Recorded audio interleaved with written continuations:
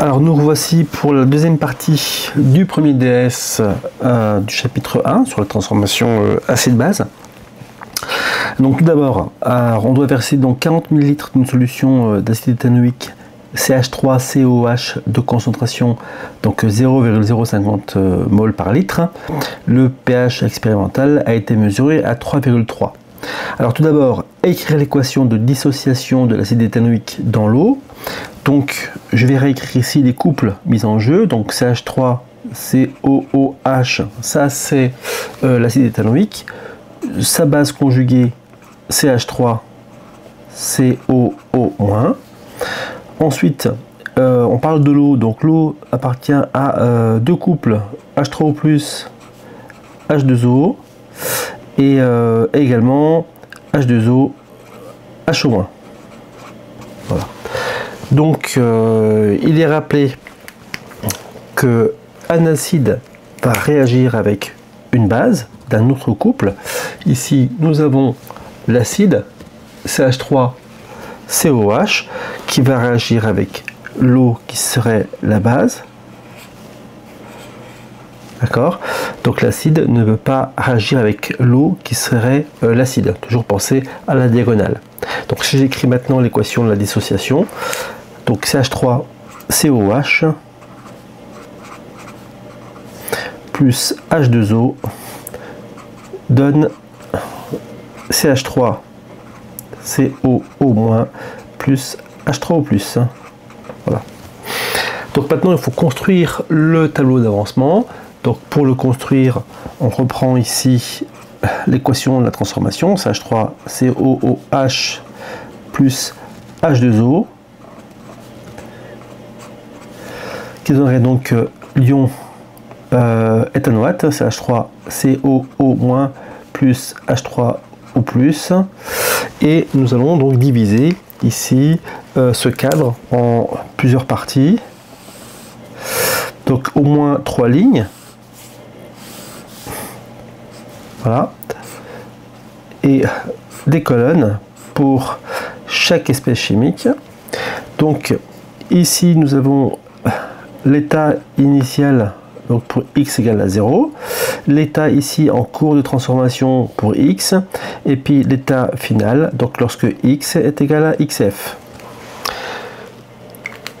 Alors la quantité de matière initiale est ici égale à N0, donc N0 d'après les données du problème est égal ici à C fois V. Je considère ici que c'est inutile de travailler avec l'eau étant donné que c'est le solvant, donc c'est en très large excès, donc on ne va pas commencer à calculer ici le comment dire quoi que ce soit sur l'eau. Initialement donc aucun ion éthanoate ni ion H3O+. En cours de transformation, lorsque on consomme X, on produit X ici pour l'ion éthanoate et X pour l'ion oxonium, étant donné que les nombres stoichiométriques sont de 1 partout. Et à l'état final, on a N0 moins XF, ici XF pour l'ion éthanoate et XF pour l'ion oxonium. Alors maintenant, si on considère que la transformation est totale, alors qu'en est-il de la concentration théorique en ion H3O+, et qu'en est-il également du pH attendu? Alors, tout d'abord, qu'est-ce que la concentration d'ion H3O+? C'est la quantité de matière d'ion oxonium sur le volume. Donc ici on peut faire simple, on peut faire des calculs de quantité de matière, mais je vais simplement reprendre comment dire, ici les éléments qu'on a. Donc ici la quantité de matière produite c'est XF sur le volume V. Alors comment puis-je calculer XF? Eh bien je tiens compte du fait que la transformation est estimée être totale. C'est-à-dire que là, N0 moins XF sera égal à 0. Hein, si c'est total, le réactif limitant, étant donné que le solvant il est en très large excès, est complètement consommé. Donc nous avons ici, dans ce cas-là, hein, N0 moins XF égale à 0. Donc j'ai ici XF est égal à N0. Et N0, c'est C fois V. Donc maintenant, je reprends ici dans mon calcul de concentration. Donc XF, c'est C fois V sur V. Donc la concentration d'ion H3O+, c'est la concentration en soluté apportée en acide éthanoïque. C. Donc est égal à ici 0,050 mol litre moins 1. Voilà pour ce qui est de la concentration théorique en ion H3O+. Et du coup, si je veux calculer le pH, eh bien le pH, j'applique la relation que l'on a vue dans le cours. pH est égal à moins log de la concentration H3O+, donc théorique, hein, sur C0 qui est la concentration standard et qui est toujours égale à 1. Donc ici, le pH, si on fait le calcul, donc avec l'application numérique, moins log de 0,050 sur 1, on a un pH qui est égal à 1,3. Donc c'est bien sans dimension.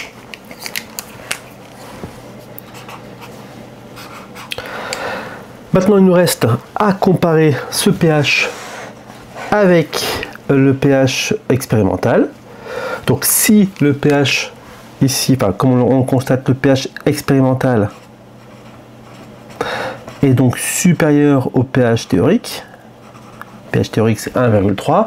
Le pH expérimental a été donné ici en tout début d'exercice et c'est égal à 3,3. Donc ça veut dire que la concentration d'ion oxonium H3O+ expérimental est donc inférieure à la théorique. Le pH étant une fonction ici décroissante, hein, à cause du moins qu'on a là. Donc si on a expérimentalement moins d'H3O+ que théorique, donc tout est dissocié, ça veut dire que tout n'est pas dissocié. Donc, si tout n'est pas dissocié, on peut donc dire que la transformation n'est pas totale.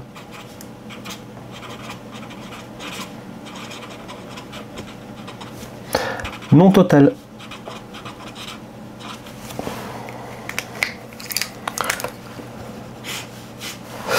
Reste maintenant, à partir du pH, à calculer la concentration en ion H3O+. Donc à partir du pH expérimental. Donc le pH expérimental était à 3,3. On va prendre la relation réciproque, hein, à celle qu'on avait pour déterminer le pH. Donc H3O+ est égal à, donc ça c'est l'expérimental, hein, C0, concentration standard est égale à 1, fois 10 puissance moins pH expérimental. Et donc si je fais le calcul, ce serait égal, je remplace le pH expérimental par 3,3, ça me fait 1 fois 10 puissance moins 3,3 et je trouve 5 fois 10 puissance moins 4 mol litre moins 1.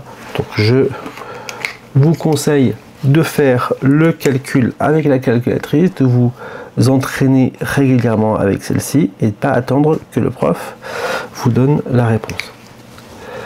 Ensuite, on nous demande maintenant d'en déduire l'avancement final, donc XF. Alors, comment est-ce qu'on a XF? Je reviens sur le tableau d'avancement. Donc, XF, c'est ici. Hein. XF est donc lié à la concentration H3O+. XF, c'est égal à la concentration d'ion H3O+. C'est aussi lié à CH3, c'est au moins, mais j'ai aucune indication sur cette espèce chimique. Par contre, j'ai le pH, donc j'ai H3O+. Et donc, XF, c'est H3O+ expérimental fois le volume V. Et donc ici, donc je vais faire le calcul ici. Donc H3O+ expérimental, c'est 5 10-4 mol fois le volume V, c'était de 40 millilitres, hein, donc 40-3 litres, et donc j'obtiens ici XF est égal à 2 fois 10-5 mol. Donc on voit bien que entre XF théorique et XF expérimental, donc XF théorique est beaucoup plus grand que XF expérimental. Voilà. Ben merci et continuez à faire des exercices, entraînez-vous, n'hésitez pas à le refaire, c'est un DS très classique, mais au moins vous avez la base pour ce chapitre. Au revoir.